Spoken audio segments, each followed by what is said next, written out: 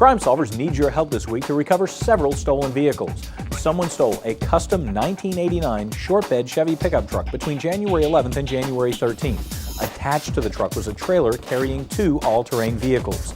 Those ATVs were a Kawasaki Mule and a Yamaha Big Bear.